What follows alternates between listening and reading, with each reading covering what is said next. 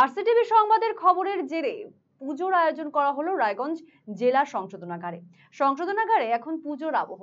আনন্দে মেতেছেন সংশোধনাগার আধিকারিক থেকে কারারক্ষী এবং বন্দীরা সকলে মিলে এখন পুজোর আয়োজন শুরু করেছেন।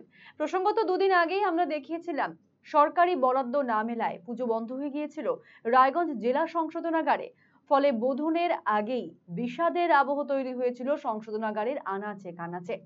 যদিও পরবর্তীতে বিষয়টি জানার পর রাজ্যের কারামন্ত্রী চন্দ্রনাথ সিনহার সাথে কথা বলেন রায়গঞ্জের বিধায়ক কৃষ্ণ কল্যাণী। কারামন্ত্রীর তৎপরতায় পুজো হচ্ছে সংশোধনাগারে। কারামন্ত্রীকে ধন্যবাদ জানিয়েছেন বিধায়ক।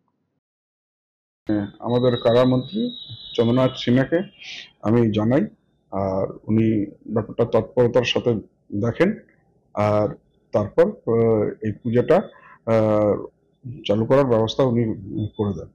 তো আমি ধন্যবাদ জানাচ্ছি কারামন্ত্রী, কেননা একটা দুর্গাপূজায় সবাই যখন মায়ের আরাধনায় লীন হয় তখন নিশ্চিত একটা আধ্যাত্মিক পদ্ধতিতে আমাদের হৃদয়ে একটা চেতনা আসে, তেমনটাই তাদের মধ্যেও ঘটবে।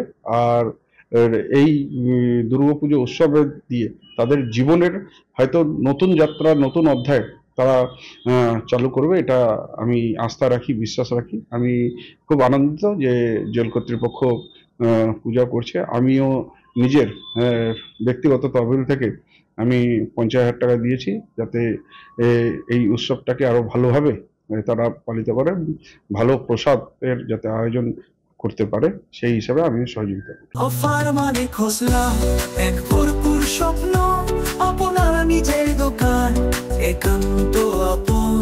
খোসলা ইলেকট্রনিক্স, সবকিছু এখানে, আপনার ঘরের আনন্দ এই মধুর বনে।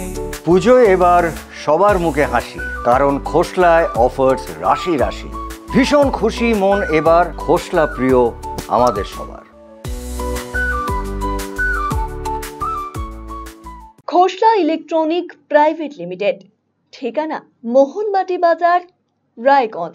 রায়গঞ্জ জেলা আদালতের বিপরীতে।